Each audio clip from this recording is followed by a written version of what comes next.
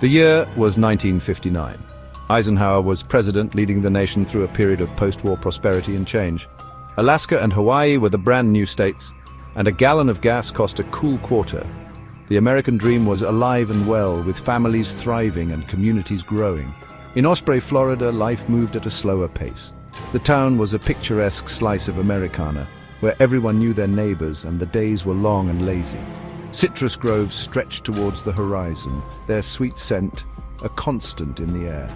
The groves were the lifeblood of the community, providing both livelihood and a sense of identity. The turquoise waters of the Gulf of Mexico lapped gently at the shores, a postcard promise of peace and tranquility. The beaches were a haven for families and tourists alike. But on a chilly December evening, a darkness descended upon this sleepy coastal town, forever shattering its innocence. The air grew heavy with an unspoken dread. The serenity of Osprey was about to be ripped apart. The town's peaceful facade would soon be replaced by fear and uncertainty. A crime so shocking, so brutal, that it would become etched in the annals of Florida history was about to unfold. The community would be left reeling, struggling to comprehend the horror. The echoes of this horrific event would resonate for decades, leaving an indelible mark on the community and transforming a place once known for its beauty into a grim reminder of the darkness that can lurk beneath the surface. The town of Osprey would never be the same again.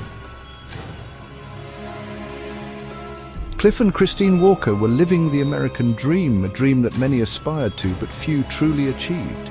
He, a respected ranch manager, and she, a loving homemaker, formed the backbone of their family.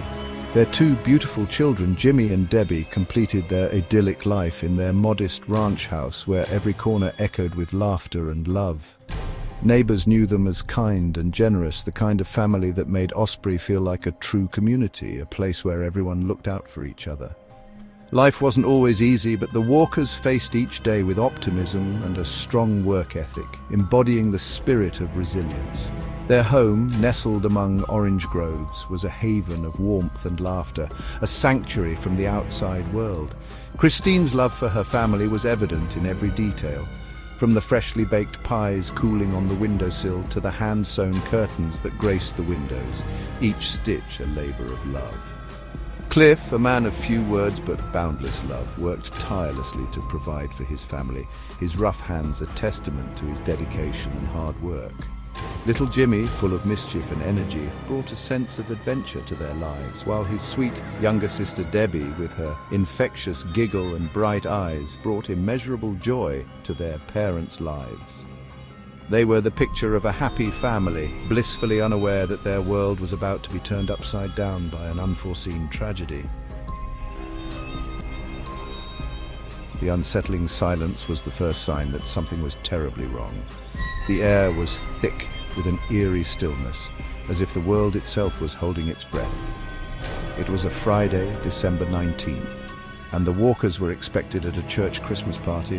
The festive spirit was in the air, but the Walkers' absence was conspicuous, but they never arrived.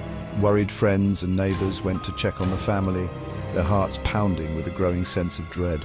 The Walkers were known for their punctuality, and this was unlike them. As they approached the Walker residence, a chill ran down their spines. The house stood eerily quiet, casting long shadows in the fading light. The front door was ajar.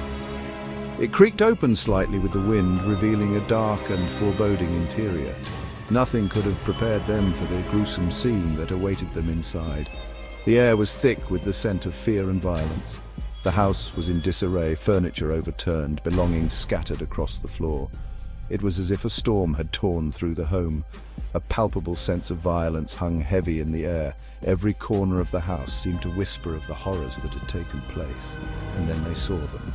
Cliff, Christine, Jimmy, and Debbie, all victims of unimaginable brutality. Their lifeless bodies told a story of terror and pain. The community was in shock, their worst nightmares realized. The news spread like wildfire, leaving everyone in a state of disbelief and sorrow. The idyllic facade of Osprey had been shattered, replaced by an unspeakable horror that would forever taint its history. The town would never be the same again.